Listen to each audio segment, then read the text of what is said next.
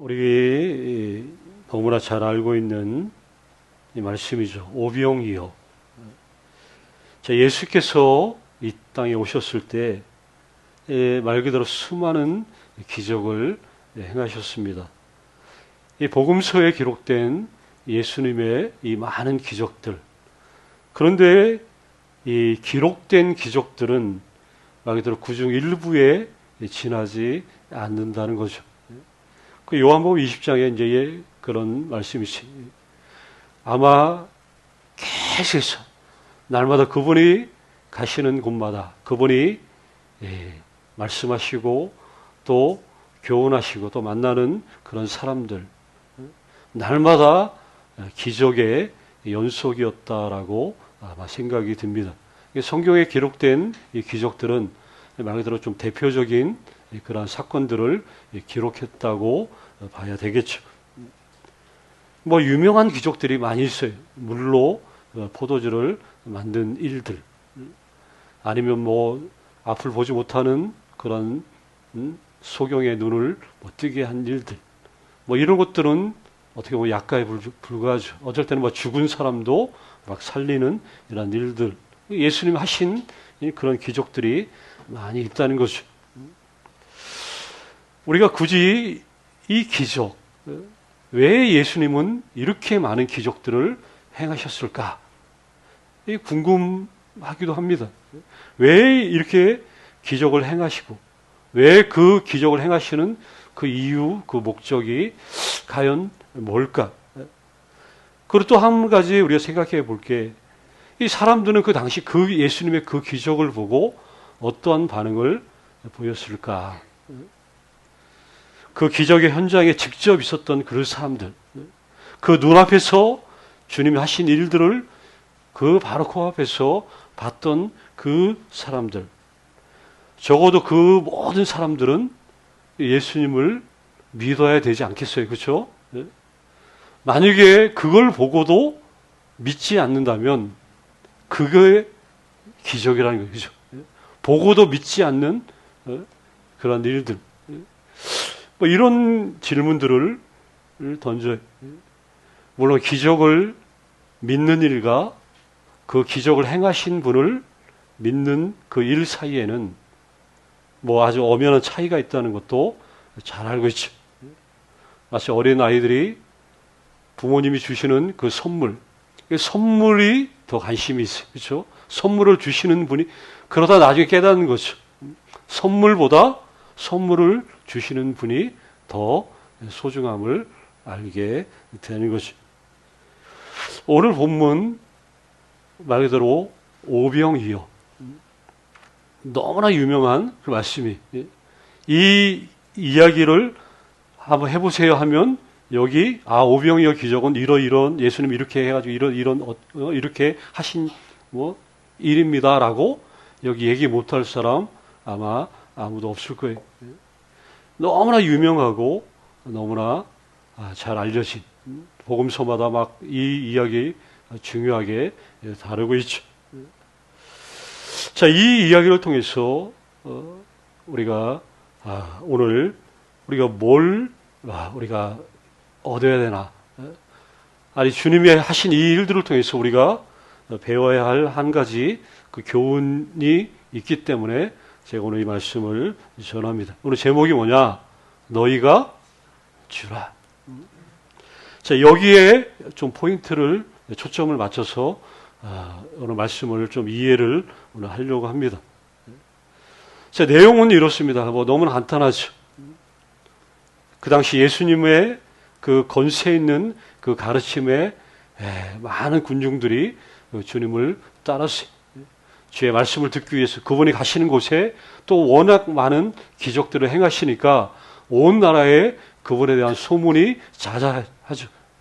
그래서 그분이 계신 곳에 언제나 많은 사람들, 군중들이 모여들었다는 것이죠.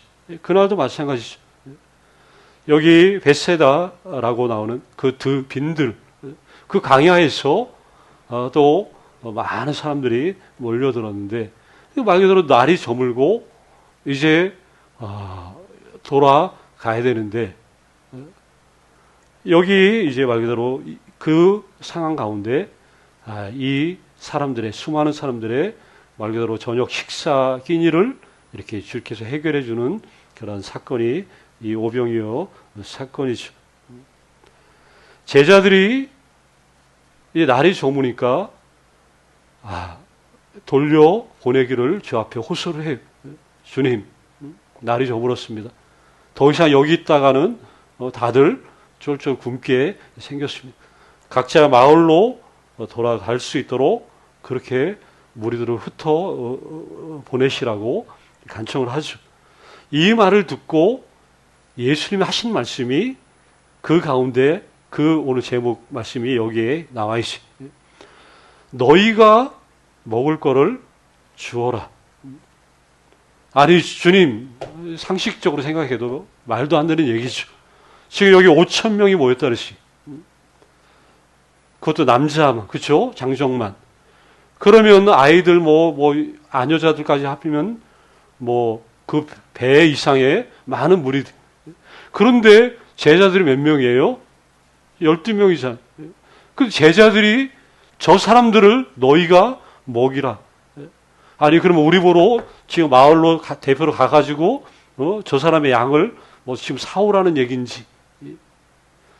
더군다나 사오라고 하면 돈이 여기 200데나리온. 이렇게 요한복음에 이렇게 보면 그 빌립이 그걸 얘기. 빌립이 200데나리온의 떡이 필요하다. 200데나리온.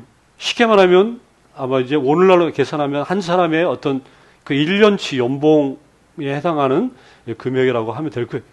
내가 1년 동안 번 그 돈으로 저 사람들을 사가지고 먹일 수 있는 그 돈인데, 근데 지금 돈이 어디 있어요? 돈도 없거니와 설령 돈이 있다 할지라도 누가 저기 한 10,000명도 넘는 어떤 가게가 어떤 방집이 이런 것들을 물건을 댈 수 있겠어요? 적어도 이런 10,000분 예약하려면 아마 그쵸? 하루 이틀 전에 얘기해가지고 될 일도 아니죠. 이게 그러니까 말도 안 되는 그 상황이. 그런데 주님이 너희가 먹을 거를 주라고 얘기를 하시니 이 어인일인가 하는 거죠. 제자들이 바로 반응하죠. 우리에게는 떡 5개하고 여기 물고기 2마리밖에 없는데 이게 뭔 소리입니까? 자, 요한복음에 보면 이 동일한 사건을 좀 다르게 표현을 해요. 요한복음 6장에 보면 5절 6절에 이렇게 말씀하시죠. 5절에 예수께서 눈을 들어 큰 무리가 자기에게로 오는 것을 보시고 빌립에게 이르시되 우리가 어디서 떡을 사서 이 사람들을 먹이겠느냐 하시니 하면서 6절에 뭐라고 말씀하셔요? 이렇게 말씀하시면 친히 어떻게 하실지를 아시고 빌립을 어떻게 해요? 시험하고자 하신 거다. 자, 요 부분을 주목해 보면 너희가 먹을 거를 줘라 이렇게 던진 거는 이게 뻔히 말도 안 되는 이야기를 하신 이유는 너희들이 어떻게 하는지 시험을 하고자 하신 거라는 거예요. 어떻게 하실지를 아시고 시험을 하고자 주님이 이 사건을, 이 이야기를 의도적으로 말씀하셨다는 거예요. 말이 안 되는 얘기를 할 때 어떻게 반응하는지, 어떻게 너희들을 하는지 보자. 이 얘기를 한 거죠. 안드레가 이제 복음서 여기 있는 내용들을 막 다 추려보면 아까 전에 말했듯이 빌립이 200데나리온어치의 떡을 어떻게 마련하냐 이렇게 얘기했고, 그리고 안드레가 여기 가져온 거예요. 어떤 아이의 갖고 있는 도시락과도 같은 그거를 가지고 우리가 오병이어가 여기 있다고 얘기를 했죠. 자, 아까도 말했죠. 요한복음에 독특하게도 예수께서 제자들이 어떻게 할 건가 이거를 이미 아시고 시험하시고자 하신 일이다. 이렇게 기록을 하고 있다는 것이죠. 그러면 이 오병이어 사건은 시험용으로 이루어진 사건이다라고 이제 일단은 우리가 보시면 되죠. 자, 다시 정리합니다. 남자만 해아래 5천 명, 여자와 아이들을 합치면 10,000명이 훌쩍 뛰어넘을 이 많은 사람들의 그 저녁 식사, 이걸 갖다 오병이어로 해결한다는 것이 이 가당찮은 일이 아니겠는가 하는 거죠. 더군다나 돈이 있어도 아까도 말했듯이 여기 마을 한복판도 아니고 지금 외진 빈들에 놓여 있는 상황이, 자, 이렇게 절박한, 어떻게 보면 말도 안 되는 상황 가운데 주님이 이 요구하시는 이 요구, 자, 이 주님의 시각으로 우리가 보면 좀 이해를 할 수 있어요. 주님의 관심은 지금 5,000명의 양식 해결 문제가 아니라 지금 이 주님의 관심은 누구에게 있다는 거예요? 제자들에게 있다 하는 것을 잘 아셔야 돼요. 이거 제발 잘 아셔야 돼요. 주님의 관심은 지금 저 5,000명의 저 군중들, 10,000명이 넘는 저 사람들의, 물론 저 사람들을 국률이 여기시는 아버지의 그 부성애가 타올랐겠죠. 그러나 다른 시각으로 보면 저 5,000명의 양식 해결보다도 주님의 관심은 지금 제자들에게 집중하고 있다. 이거를 놓쳐서는 안 돼요. 제자들이 어떻게 하실 건가를 아시고 여기 시험용으로 꺼낸 문제라고 얘기를 해요. 자, 제자들은 이 일은 누가 때려 진짜 죽인다 할지라도 이거는 해결할 수 없는 상황이, 절대 불가능한 그런 상황이죠. 그런데 이런 상황 속에서 어떤 일이 벌어진 거예요? 지금 주님이 오병이어를 통해서 무리들을 배불리 먹이시고 남은 게 12바구니, 12강주리가 남을 정도로 이런 일들이 벌어졌어요.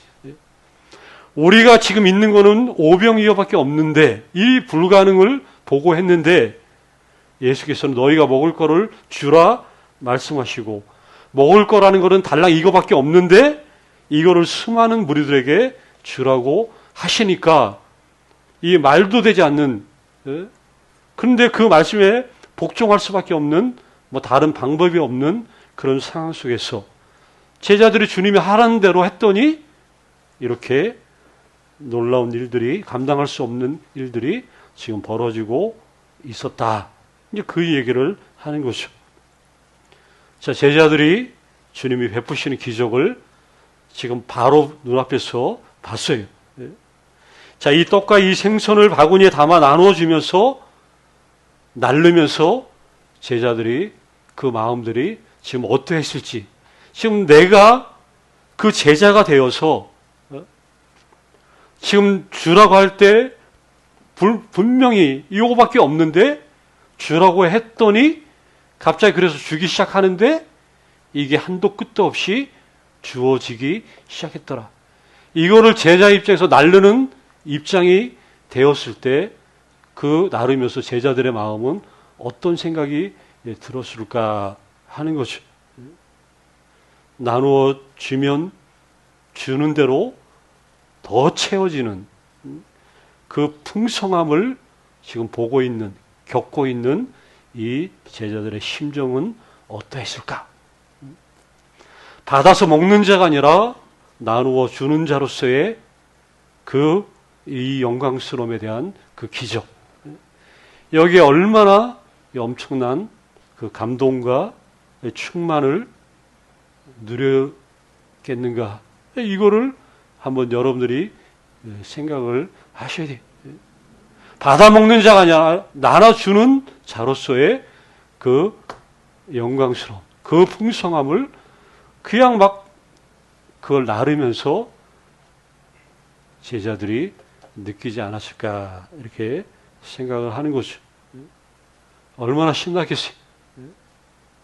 분명히 이거밖에 없었는데 갖다 주고 나면 또 더 채워져 있고, 계속해서 끊임없이 나르면서 받아먹는 사람들은 더 알 수 없는, 그걸 갖다가 현장에서 알고 그걸 나눠주는 입장에서 얼마나 그 풍성함이 그들 가운데 있었을까? 그거를 우리가 좀 이해를 해야 이 말씀이 은혜가 된다는 거예요. 아까도 말했듯이 주님의 도전은 이렇게 그 광야에 그 5천 명의 그 넘는 그 사람들, 그 받아먹는 그 사람들, 그 사람들에 대한 그 도전이 아니라 누구에 대한 도전이라고 하세요? 제자들에 대한 도전이라고 얘기했죠. 그러면 똑같죠. 우리 모두는, 우리 교회는 이 제자들처럼 이런 형식으로 하나님의 일에 부름을 받고 있다는 사실을 우리는 놓쳐서는 안 된다 하는 거예요. 교회로서 감당해야 될 그런 일들이, 요구들이 항상 우리 앞에 있죠. 교회는 이런 일을 해야 되고 저런 일을 해야 되고 교회는 이렇게 존재해야 되고 이런 것들은 우리가 교회 생활을 하면서 또 우리가 교회로 존재하는 한 계속해서 우리가 요구받고 있는 그런 하나님의 그 부르심이. 그런데 사실 자신이 없죠. 왜냐하면 여기 오병이어 같은 이 정도밖에 없는 그런 존재임을 우리 자신이 너무나 잘 알고 있기 때문에 교회의 그 엄청난 그 멋진 일들을 뭔가 이런 일들을 하는 교회들을 보면 다 보면 그만한 역량들이 있고 자원이 풍부하고 재정이 넘쳐나고 그래서 정말 너무나 온 세계를 향해서 이렇게 뻗어나가듯이 그렇게 사역을 하는데 근데 이 엄청난 교회는 뭐 크나 작으나 어쨌든 주의 일들을 감당해 나가야 되는데 근데 상대적으로 너무나 자신이 없고 초라함을 느끼는 것은 이렇게 이 가진 것이 별로 없다는 그런 생각이 너무나 깊이 들 때마다 그럴 수밖에 없다는 거죠. 그런데 주님은 우리에게 너희가 나누어 주라고 그냥 그렇게 말씀하시.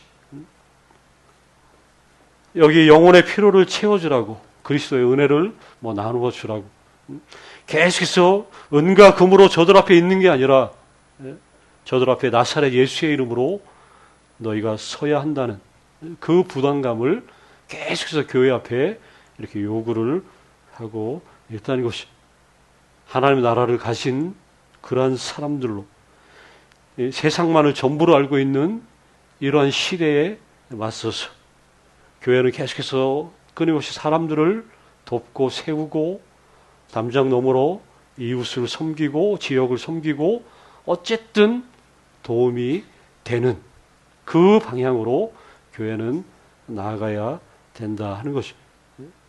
그런데 뭐가 있어야 가진 게 있어야 뭔가 자원이 있어야 자꾸 이런 얘기가 나올 수밖에 없어요. 그리고 뭐 열정을 가지고 뭘 한다 할지라도 이게 얼마나 큰 도움이 되겠어요. 이게 너무 미미한 그런 역할밖에 할 수 없는. 근데도 주님은 끊임없이 너희가 뭘 하라고요? 주라고 계속 얘기를 하신다는 거예요. 그러니 뭐 다른 방법이 없이 그 명령 앞에 너희가 주라는 그 명령 앞에 그냥 충성과 순종을 가지고 거기 그 복종하는 길 외에는 다른 방법이 있을 수 없다는 거죠. 자, 제자의 이 삶이 그런 삶이 지금 주님의 관심은 그런 제자들에게 있다는 거예요. 똑같이 그 12제자 그 당시 너무나 사실 별 볼 일 없는 그런 사람들이 가진 것도 없는 그런 사람들이 그런데 주님의 관심은 그들에게 있다는 거예요. 너희가 주라고.